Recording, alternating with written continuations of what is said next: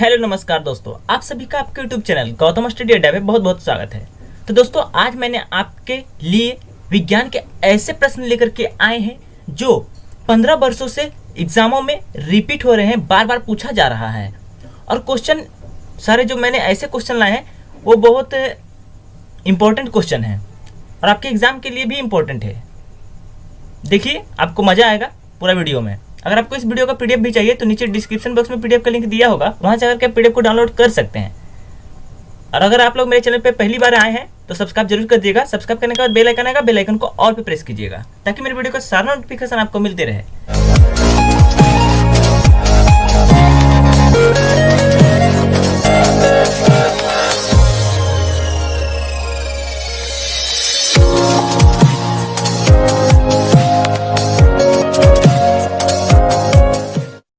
चलिए question number 1 से start करते हैं। इंसुलिन है, क्या है इंसुलिन? तो आपका आंसर हो जाएगा ऑप्शन डी, प्रोटीन है। इंसुलिन क्या है? प्रोटीन है। क्वेश्चन नंबर दूसरा है, निम्नलिखित में से कौन सी गैस अक्रिय गैस नहीं है? तो आपका आंसर हो जाएगा ऑप्शन डी, हाइड्रोजन। हाइड्रोजन जो है अक्रिय गैस नहीं है क्योंकि ये ग्रुप फर्स्ट में होता है दोस्तों, पहला ग्रुप में होता है, 1A में होता है। अब चलिए मैं आपको बता देता हूं कि अक्रिय गैस यानी इनर्ट गैस यानी नोबल गैस जिसे कहा जाता है वो क्या एलिमेंट है।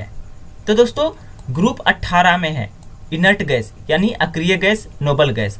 उसे ग्रुप 8A भी कहा जाता है। एलिमेंट्स जिसे इनर्ट गैस और नोबल गैस भी कहा जाता है और हीलियम जिसे He से सूचित किया जाता है, नियोन Ne से सूचित किया जाता है, आर्गन Ar से सूचित किया जाता है, क्रिप्टन Kr से सूचित किया जाता है, जेनन Xe से सूचित किया जाता है, रेडोन Rn से सूचित किया जाता है और एगानेसोन जिसे Og से सूचित किया जाता है। ये सभी गैसें जो है अक्रिय गैस हैं, इनर्ट गैस हैं, नोबल गैस हैं, ग्रुप 8A एलिमेंट्स हैं। चलिए नेक्स्ट क्वेश्चन देख लेते हैं। क्वेश्चन नंबर तीसरा है दोस्तों, निम्नलिखित में से कौन सा मादा हार्मोन है? तो आपका आंसर होगा option A, oestrogen. Question number चौथा, वायुमंडल में सबसे प्रचुर अक्रिय गैस है? तो वायुमंडल में सबसे ज्यादा होता है हाइड्रोजन जो कि 78% होता है और हीलियम होता है उसके बाद जो कि 20% होता है। क्वेश्चन नंबर चौथा देख लेते हैं, वायुमंडल में सबसे प्रचुर अक्रिय गैस यानी इनर्ट गैस कौन सा है? जो मैंने आपको बताया अभी अक्रिय गैस, वो सभी में से कौन सा वायुमंडल में प्रचुर मात्रा में है? तो आपका आंसर हो जाएगा ऑप्शन ए, हीलियम। हीलियम जो है वायुमंडल में प्रचुर मात्रा में अक्रिय गैस है। चलिए क्वेश्चन नंबर चौथा देख लेते हैं, वायुमंडल में सबसे प्रचुर अक्रिय गैस है कौन सा है? तो आपका आंसर हो जाएगा ऑप्शन सी, आर्गन। आर्गन वायुमंडल में सबसे ज्यादा प्रचुर मात्रा में पाया जाने वाला अक्रिय गैस है। क्वेश्चन नंबर 5वां देख लेते हैं, इस ब्रह्मांड में दूसरा प्रचुर मात्रा में सर्वाधिक तत्व कौन सा है? तो आपका आंसर हो जाएगा ऑप्शन बी, हीलियम। हीलियम जो है दूसरा प्रचुर मात्रा में पाए जाने वाला इस ब्रह्मांड में तत्व है।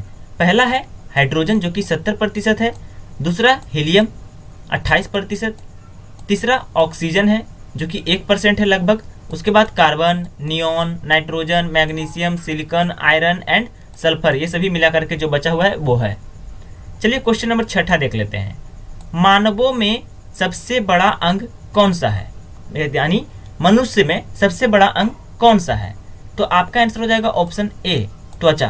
त्वचा जो है मानव में सबसे बड़ा अंग है, अंग याद रखिएगा। क्वेश्चन नंबर 7, जब किसी ठोस को गर्म करने पर वह सीधे ही गैस में परिवर्तित हो जाता है तो इस प्रक्रिया को क्या कहते हैं? आप लोग पढ़े होंगे, ठोस से बिना द्रव में बदले डायरेक्ट गैस में परिवर्तित होता है तो क्या कहलाता है? तो ऊर्ध्वपातन कहलाता है। ऑप्शन सी आपका सही होगा। दोस्तों, मैंने आज बहुत सारे इंपॉर्टेंट क्वेश्चन लाए हैं, आप देखिए बहुत मजा आएगा, बहुत इंटरेस्टिंग क्वेश्चन है, बोर नहीं होइएगा। क्वेश्चन नंबर 8वां है, जीवन बनाए रखने के लिए ऊर्जा चाहिए, निम्नलिखित में से किस एक प्रक्रम द्वारा ऊर्जा प्राप्त होती है? तो आपका आंसर हो जाएगा ऑप्शन ए, उपापचय। उपापचय के द्वारा ऊर्जा प्राप्त होता है जो जीवन बनाए रखने के लिए हमें आवश्यक है। क्वेश्चन नंबर 9 देख लेते हैं, मानव शरीर का एकमात्र अंग जो पुनः विकसित हो सकता है कौन सा है? तो आपका आंसर होगा ऑप्शन सी, जिगर। देखिए दोस्तों, मैंने आज अच्छा क्वेश्चन लाया है, आप बोर नहीं हो पाइएगा। क्वेश्चन नंबर 10वां है, सीमेंट की खोज किसने की? तो आपका आंसर हो जाएगा ऑप्शन सी, जोसेफ आस्पर्डिन। जोसेफ आस्पर्डिन ने सीमेंट की खोज किए थे। आज मिक्स क्वेश्चन मैं लाया हूं, पूरा मिक्स क्वेश्चन। क्वेश्चन नंबर 11 है, मानव शरीर में प्रोटेस्ट एक क्या है? तो आपका आंसर हो जाएगा ऑप्शन बी, ग्रंथि। प्रोटेस्ट एक क्या है? ग्रंथि है। प्रोटेस्ट ग्रंथि है मानव शरीर में। क्वेश्चन नंबर 12 है, कैल्शियम इल्यूमिनेट तथा कैल्शियम सिलिकेट का मिश्रण कहलाता है। क्या कहलाता है? ऑप्शन बी, सीमेंट कहलाता है। Calcium aluminate and calcium silicate का मिश्रण जो है वो सीमेंट कहलाता है। क्वेश्चन नंबर 13 है, सबसे प्रचुर मात्रा में मौजूद दुर्बल गैस कौन सी है? दुर्बल गैस क्या बात कर रहा है? दुर्बल गैस का बात कर रहा है। सबसे प्रचुर मात्रा में कौन सा है? तो आपका आंसर होने वाला है ऑप्शन बी, आर्गन। आर्गन जो है सबसे प्रचुर मात्रा में पाया जाने वाला दुर्बल गैस है। क्वेश्चन 14 है, मानव शरीर में निम्नलिखित हार्मोन में से कौन सा रक्त कैल्शियम और फॉस्फेट का विनियमित करता है? तो आपका आंसर हो जाएगा ऑप्शन सी, परावटु हार्मोन। परावटु हार्मोन जो है मानव शरीर में एक हार्मोन है जो कि रक्त कैल्शियम और फॉस्फेट का विनियमित करता है। क्वेश्चन नंबर 15 देख लेते हैं, निम्नलिखित में से कौन सा एक सीमेंट का मुख्य घटक है? सीमेंट से, देखिए तीसरा क्वेश्चन है, कौन सा एक है जो कि सीमेंट का मुख्य घटक है? तो आपका आंसर होने वाला है ऑप्शन बी, चूना पत्थर जो है सीमेंट का एक मुख्य घटक है। क्या है? घटक है। क्वेश्चन नंबर 16, निम्नलिखित में से कौन सी ग्रंथि सेक्स हार्मोन का स्त्राव करती है? तो आपका आंसर होगा ऑप्शन ए, एड्रीनल ग्रंथि। एड्रीनल ग्रंथि जो है सेक्स हार्मोन का स्राव करती है। क्वेश्चन नंबर 17 देख लेते हैं, मनुष्य के नवजात शिशु को स्तन ग्रंथि से निकले पहले स्त्राव को पिलाया जाता है जिसे कोलोस्ट्रम कहते हैं। कोलोस्ट्रम क्या प्रदान करता है? तो आपका आंसर हो जाएगा ऑप्शन बी, रोग प्रतिरोधक शक्ति प्रदान करता है। रोगों से लड़ने के लिए शक्ति प्रदान करता है जो कोलोस्ट्रम होता है दोस्तों। क्वेश्चन नंबर 18 है, वायु भरे गुब्बारों में हीलियम को हाइड्रोजन की अपेक्षा वरीयता दी जाती है क्योंकि यह, दोस्तों वायु भरे जो गुब्बारा होता है उसमें हीलियम को भरा जाता है हाइड्रोजन की अपेक्षा। क्यों भरा जाता है? क्योंकि आपका आंसर हो जाएगा ऑप्शन डी, वायु के साथ विस्फोटक मिश्रण नहीं बनाता है। हीलियम जो है वायुमंडल के साथ, वायु के साथ विस्फोटक मिश्रण नहीं बनाता है, इसलिए हाइड्रोजन की अपेक्षा हीलियम का ही प्रयोग किया जाता है। क्वेश्चन नंबर 19वां देख लेते हैं, थाइमस ग्रंथि जिस हार्मोन्स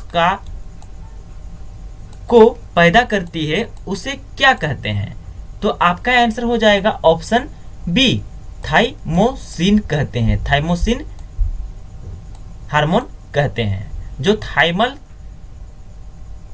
थाइमस ग्रंथि से हार्मोन पैदा होती है। क्वेश्चन नंबर 20 है, अक्रिय गैस होती है। अक्रिय गैस कैसी होती है? तो आपका आंसर हो जाएगा ऑप्शन सी, रासायनिक रूप से अक्रियाशील। नाम में ही आता है अक्रिय गैस, यानी अक्रियाशील होता है रासायनिक रूप से।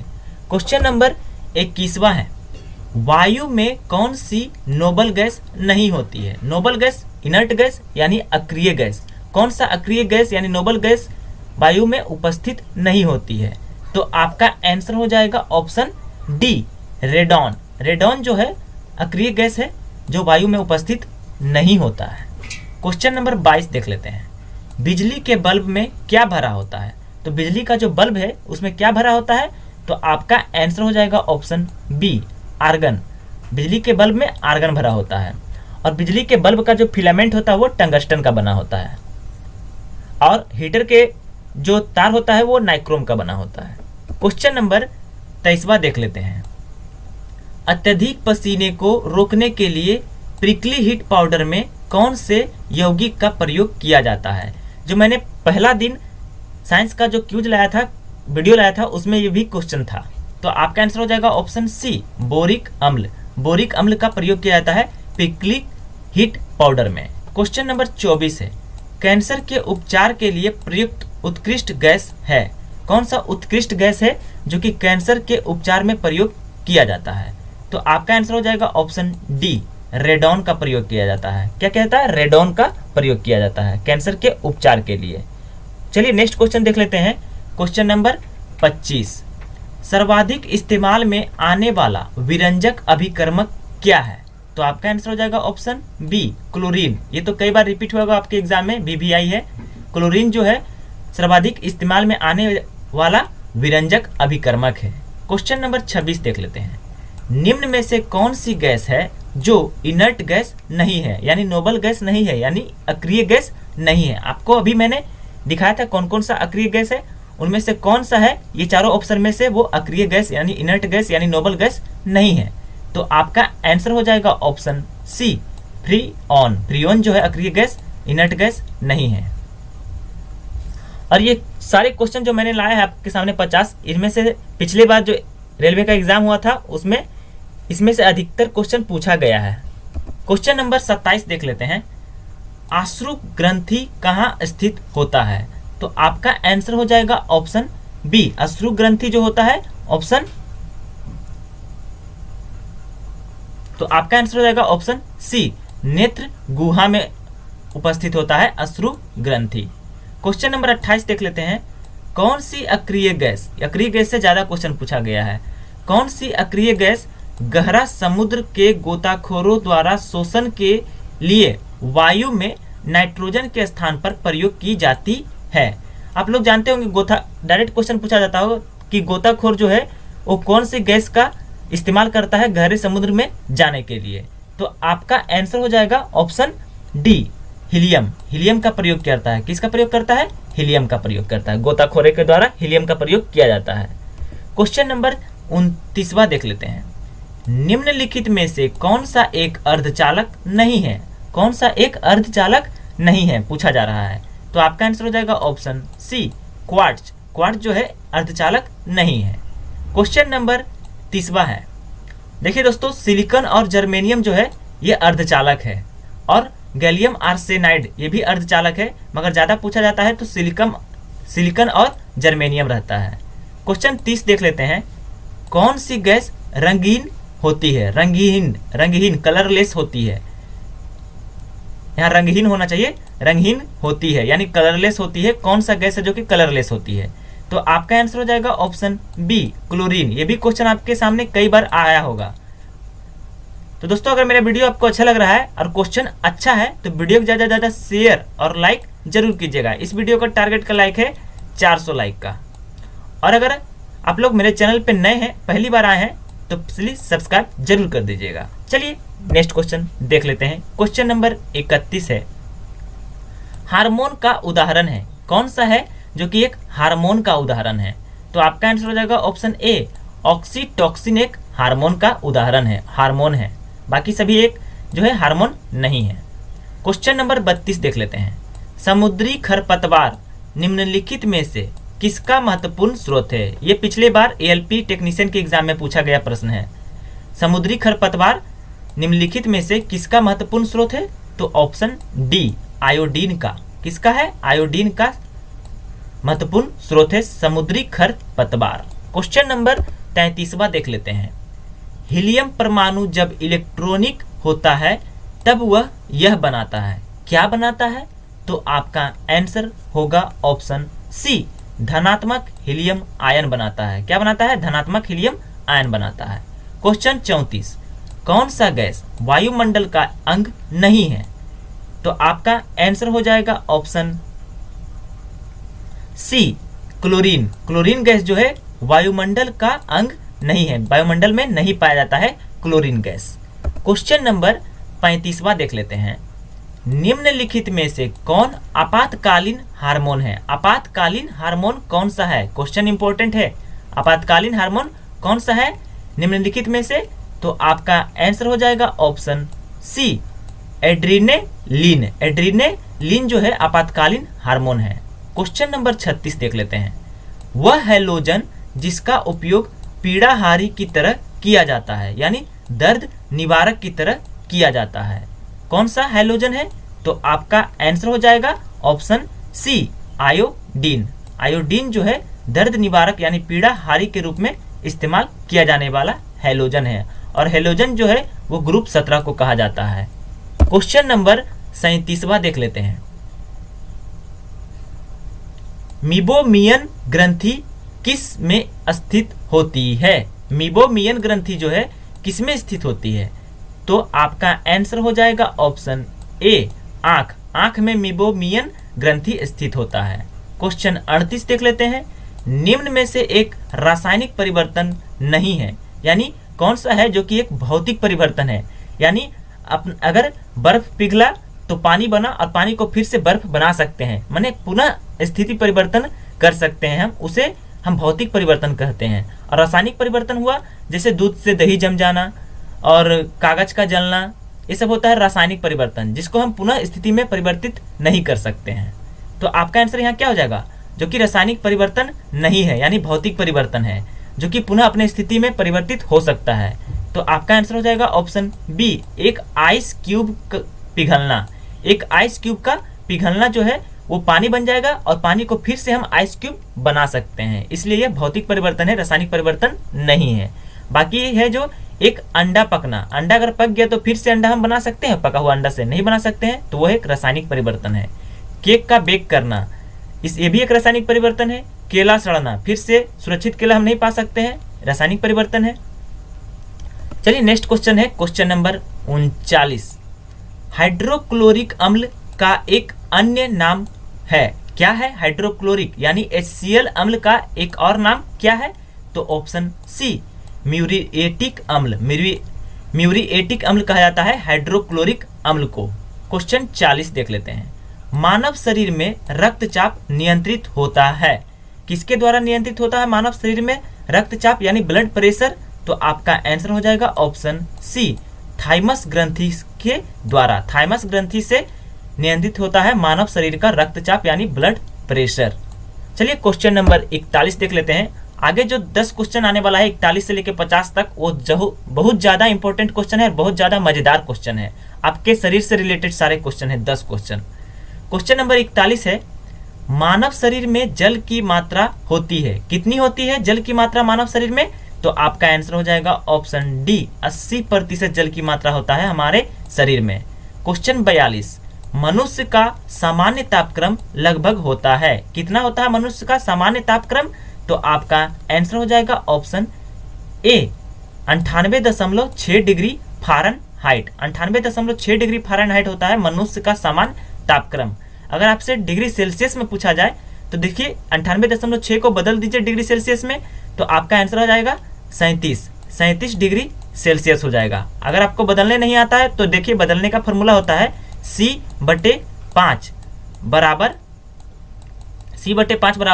F -32/9, ये होता है फ़ारेनहाइट से डिग्री सेल्सियस में बदलने का फॉर्मूला, ये 5 है। तो आ जाएगा 98.6 फ़ारेनहाइट को बदलिएगा डिग्री सेल्सियस में तो 37 डिग्री सेल्सियस आ जाएगा। ये भी आपका डिग्री सेल्सियस में हो सकता है आंसर। चलिए नेक्स्ट क्वेश्चन देख लेते हैं। क्वेश्चन नंबर 43, मानव शरीर में आहार यानी भोजन डैश मुख्यतः में पचता है, कहाँ पचता है? मानव शरीर में आहार यानी भोजन कहाँ पचता है? तो आपका आंसर हो जाएगा ऑप्शन बी, छोटी आंत। छोटी आंत में हमारा भोजन पचता है दोस्तों, याद रखिएगा, ये भी क्वेश्चन VVI है, कई बार रिपीट हो चुका है रेलवे के एग्जाम में खास करके। तो छोटी आंत में हमारा भोजन पचता है। क्वेश्चन 44 देख लेते हैं। मनुष्य लोहा किससे प्राप्त करता है, यानी हमारे शरीर में लोहा किससे प्राप्त होता है, क्या खाने से प्राप्त होता है? तो आपका आंसर हो जाएगा ऑप्शन बी, पालक। पालक से मनुष्य लोहा प्राप्त करता है। क्वेश्चन नंबर 45 देख लेते हैं। मानव शरीर में सबसे प्रचुर मात्रा में पाया जाने वाला तत्व कौन सा है? शरीर का बात कर रहा है। मैंने बताया था कि आपको आगे जो 10 क्वेश्चन लाने वाला हूं मैं, वो आपके शरीर से रिलेटेड क्वेश्चन होगा, आपके बॉडी से रिलेटेड क्वेश्चन होगा। तो मानव शरीर में सबसे प्रचुर मात्रा में पाए जाने वाला तत्व यानी एलिमेंट कौन सा है? तो आपका आंसर हो जाएगा ऑप्शन ए कार्बन। सबसे अधिक मात्रा में हमारे शरीर में कार्बन पाया जाता है। क्वेश्चन नंबर 46 देख लेते हैं। किस पोषक तत्व का सर्वप्रथम मुंह में पाचन होता है? मतलब कौन सा ऐसा पोषक तत्व है हमारे शरीर में जिसका पाचन सर्वप्रथम मुंह में होता है? तो आपका आंसर हो जाएगा ऑप्शन बी कार्बोहाइड्रेट। कार्बोहाइड्रेट का पाचन सर्वप्रथम मुंह से शुरू होता है। क्वेश्चन नंबर 47 देख लेते हैं। भोजन का पाचन निम्नलिखित में से किस अंग में प्रारंभ होता है? तो भोजन का पाचन जो है निम्नलिखित में से किस अंग से प्रारंभ होता है? तो आपका आंसर हो जाएगा ऑप्शन ए मुंह। मुंह से पाचन का प्रारंभ होता है। भोजन का पाचन कहाँ से प्रारंभ होता है? मुंह से प्रारंभ होता है। क्वेश्चन 48 है। शरीर में सबसे बड़ी हड्डी कौन है? तो आपका आंसर हो जाएगा ऑप्शन बी। ये तो आप लोग अच्छी तरह से जानते होंगे। शरीर में सबसे बड़ी हड्डी कौन सी है? तो है फीमर, ऑप्शन बी, जो कि जांग की हड्डी होती है।